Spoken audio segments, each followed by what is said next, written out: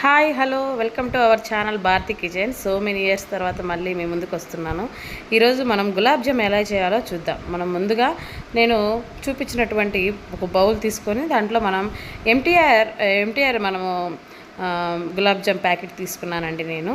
దాన్ని మనము ఇది అయితే ఒక కప్పు ఉంటుంది, ఆ కప్పు కూడా మీకు నేను చూపిస్తాను. దాన్ని మనం ఒక బౌల్లో వేసుకొని పాలు కాగబెట్టి చల్లార్చి మనము కొంచెం కొంచెం యాడ్ చేసుకుంటూ కలపాలి.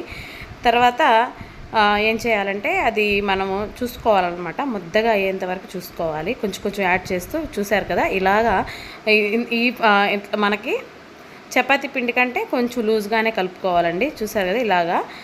దీన్ని మనము ఒక 10 మినిట్స్ మూత పెట్టి పక్కన పెట్టేస్తాము.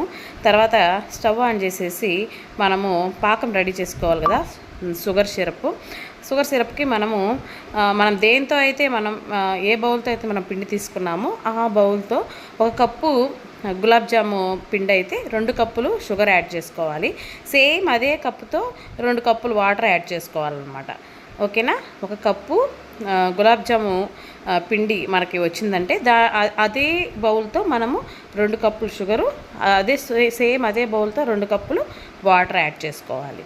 ఇలా యాడ్ చేసుకొని మనము కొంచెం అవి బౌల్ అయ్యే వరకు మనం చూసుకోవాలి.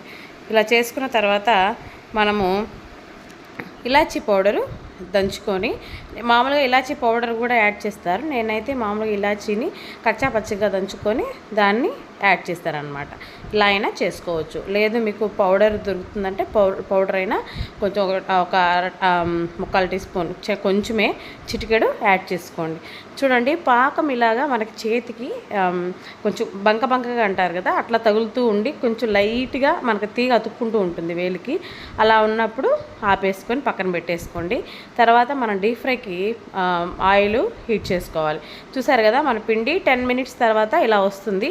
ఈ పిండిని చిన్న చిన్న బౌల్స్గా తీసుకొని 2 చేతుల మధ్య పెట్టి ప్రెస్ చేయాలి. ఒక బాల్ లాగా తయారు చేసుకోవాలి. ఇలా ప్రెస్ చేస్తే మనకి క్రాక్స్ రాకుండా ఉంటుందన్నమాట. ఇలా బౌల్స్ అన్నీ మనం చేసుకున్న తర్వాత ఆయిల్ మనము లో ఫ్లేమ్లోనే పెట్టాలండి. హీట్ అయిందో లేదో చూసుకొని అంచు నుంచి మనము వదులుకోవాలన్నమాట. గులాబ్ జాములు ఎక్కువ కాకుండా కొన్ని వేసుకొని మనం ఇలా గంటి తిరగదిప్పి ఇలా మనము మూవ్ చేసుకుంటూ ఉండాలన్నమాట. ఈ కలర్ వచ్చాక మనం ముందుగా షుగర్ సిరప్ మనము ప్రిపేర్ చేసుకున్నాం కదా, దాంట్లో యాడ్ చేసుకోవాలి. మనం వేడిగా ఉన్నప్పుడే డైరెక్ట్గా తీసి పాకంలో వేసేసుకోవడమే. ఇలా మనము గులాబ్ జాములన్నీ రెడీ చేసుకోవాలన్నమాట. ఓకేనా. ఇలాగ మనము మళ్ళీ ఇంకోసారి కూడా మిగతావన్నీ కూడా నేను వేసేస్తున్నాను. చూడండి ఇలా మనము అన్నీ యాడ్ చేసుకున్నాక షుగర్ సిరప్లో వేసేసేయాలి. ఇలా షుగర్ సిరప్లో వేసేసాక చూడండి ఇలా తయారవుతాయి మనకి గులాబ్ జాములు అయితే. వీటిని మనము నైట్ మనమంతా చేసుకొని మార్నింగ్కి చాలా రుచిగా ఉంటాయి. మా పిల్లలు కూడా చెప్తున్నారు, చూడండి ఒకసారి సూపర్గా ఉన్నాయని చెప్తున్నారు. Thank you for watching.